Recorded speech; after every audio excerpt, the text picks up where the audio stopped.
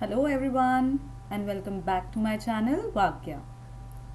Last video में मैंने आपको ये समझाया था कि प्रॉफिट और लॉस से रिलेटेड कॉन्सेप्ट में आपको फॉर्मूलाज किस तरीके से यूज़ करने हैं। एक बार रिवाइज कर लेते हैं सारे फॉर्मूलाज।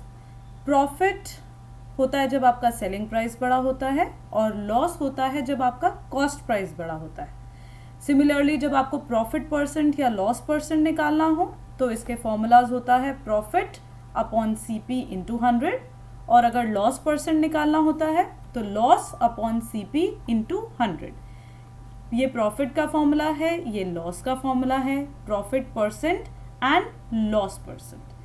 एडिशनली आपके पास 4 फॉर्मूले हैं जिसमें बेसिकली आपको सेलिंग प्राइस या कॉस्ट प्राइस निकालना होता है।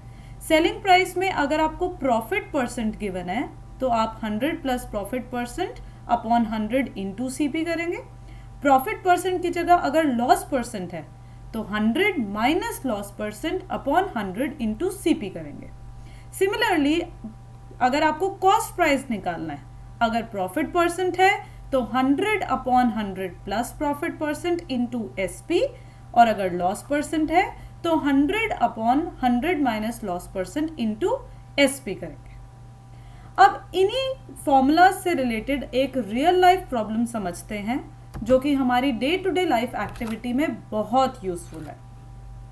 तो आप देखेंगे आपकी स्क्रीन के सामने एक क्वेश्चन मैंने लिखा है that Sohan purchased 2 fans for ₹1500 each. Sohan ने 2 फैंस परचेज किए।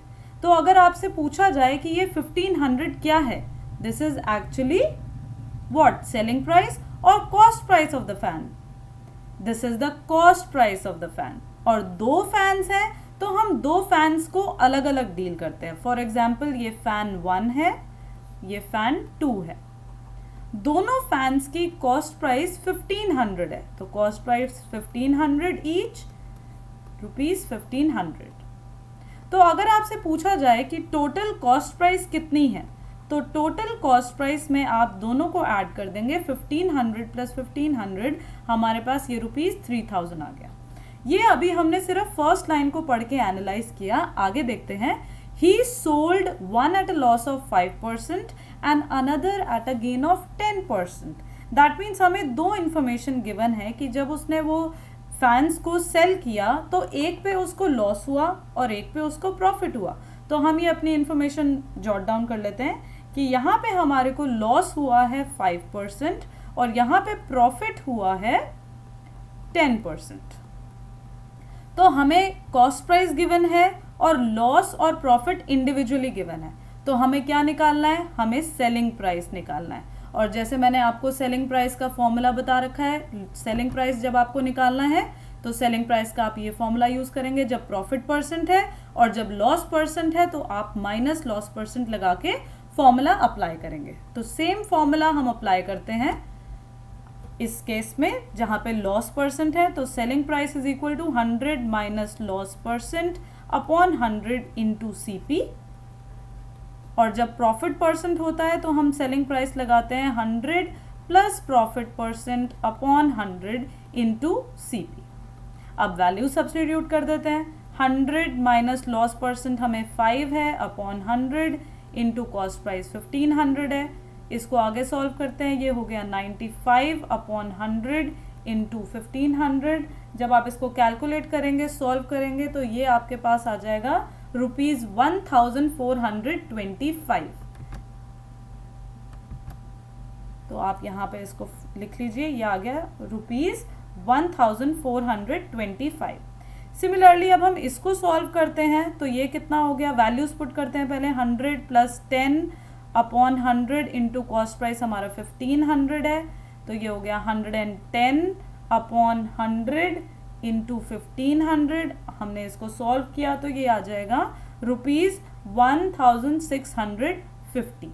तो इंडिविजुअली हमने दोनों की सेलिंग प्राइस निकाल ली। फैन 1 की जब हमें लॉस हो रहा था 5% का तो ऑब्वियसली कॉस्ट प्राइस से कम आनी चाहिए सेलिंग प्राइस, जो कि आ रही है 1425, और जब प्रॉफिट हुआ है तो हमारी प्राइस सेलिंग प्राइस ज़्यादा होनी चाहिए जो कि आ रही है ₹1650।